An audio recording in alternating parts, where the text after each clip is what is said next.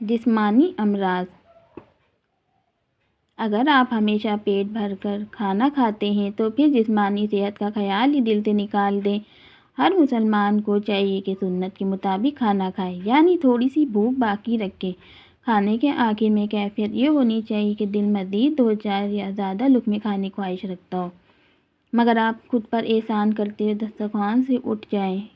یہ صحت کا ایک لازمی راز ہے۔ کبھی کبھار کسی ضرورت یا حالات کی وجہ سے مکمل پیٹ بھر کر کھا بھی لیں تو پھر زیادہ سے زیادہ جسمانی حرکت کریں، پیدل چلیں، بھاگیں، دوڑیں یا کوئی بھی جسمانی محنت کریں۔ صحت کا دوسرا راز یہ ہے کہ جب تک بھوک نہ لگے کھانا نہ کھائیں۔ کھانا کھانا کوئی فرض عمل نہیں ہے، اور نہ ہی ہم اس کے لیے پیدا ہوئے ہیں، اور نہ ہی اس دنیا میں مسلمانوں کی شان کے مطابق کھانے موجود ہیں۔ کھانا ایک ضرورت ہے، جب ضرورت ہو تو کھائیں۔ جیسے بیت الخلاء جانا ایک ضرورت ہے، ہر انسان صرف ضرورت کے وقت ہی وہاں جاتا ہے۔ ایسا نہیں ہوتا کہ جہاں بھی کوئی اچھا بیت الخلاء نظر آئے تو انسان وہاں جا کر اس میں بیٹھ جائے، تو پھر بغیر بھوک کے کھانا کیوں کھاتے ہیں؟ جہاں بھی اچھا کھانا نظر آئے وہاں ٹوٹ پڑے، یہ تو اپنے اوپر ظلم ہے۔ حضرت امام شافعی رضی اللہ تعالیٰ عنہ فرماتے ہیں کہ کھانے پر کھانا داخل کرنا خود کو ہلاکت میں ڈالنا ہے، یعنی پہلے سے معدہ میں کھانا موجود ہے، ابھی وہ ہضم نہیں ہوا کہ اوپر سے مزید ڈال دیا۔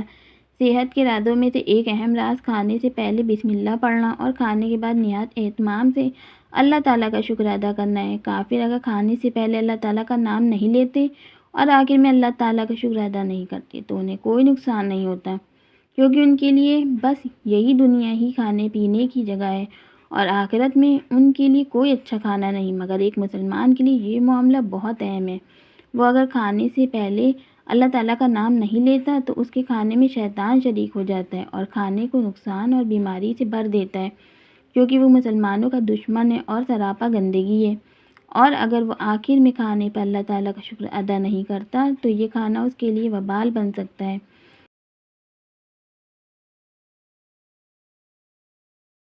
ایک نکتہ سمجھ لیں کہ بعض چیزیں شرعی طور پر فرض ہیں اور واجب ہوتی ہیں، اور بعض چیزیں فوائد کے لحاظ سے معنوی طور پر فرض ہوتی ہیں۔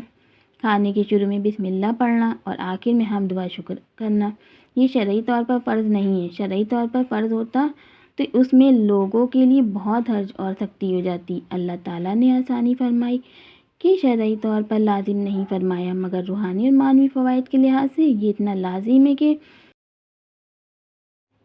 اس کے بغیر نہ کھانے کا کوئی فائدہ ملتا ہے اور نہ اس کے نقصانات سے حفاظت رہتی ہے۔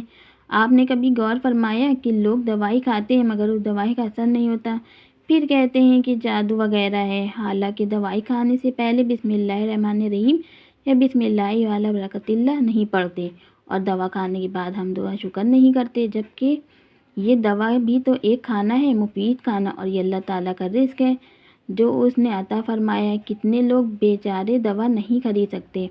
پھر یہ بھی پکی بات ہے کہ دوا سے شفا تبھی ملے گی جب اللہ تعالیٰ اس میں شفا رکھیں گے۔ اس لیے دوا کھانے سے پہلے اچھی طرح بسم اللہ پڑھیں اور دوا کھانے کے بعد حمد و شکر کی دعا پڑھیں۔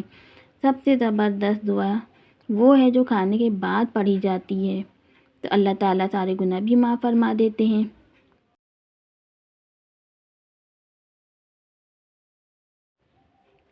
یہ ایسی شاندار اور ایمان افروز دعا ہے کہ ایک مسلمان کو اس دعا کا انتظار رہتا ہے اور وہ بہانہ ڈھونڈتا ہے کہ کوئی چیز کھائیں، بے شک تھوڑی سی ہی کیوں نہ ہو، اور پھر اس دعا کا فیض اٹھائیں۔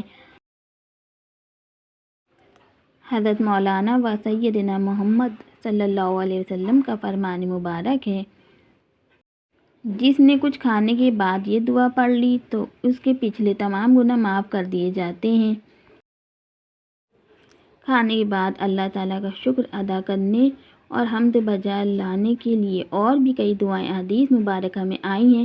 کوشش کریں کہ زیادہ سے زیادہ شکر ادا ہو اور جتنی دعائیں یاد ہوں ان کو پابندی سے پڑھا کریں۔